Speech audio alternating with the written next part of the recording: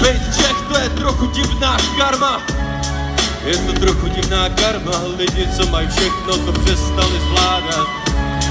To přestali zvládat. Bejt Čech, to je trochu divná karma. Je to trochu divná karma, strach, bolest, smutek, bát sebe vlády.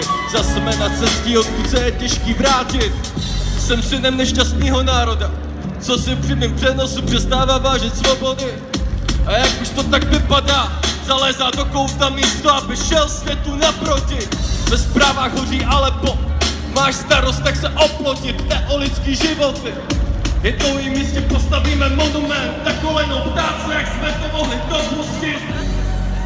Jak třeba bejt iluminát, na to člověk poznal, kudy cesta nevede, přesto po generace. Jedem repete, jsme bez vize, neřídí nás hodnoty, ale peníze.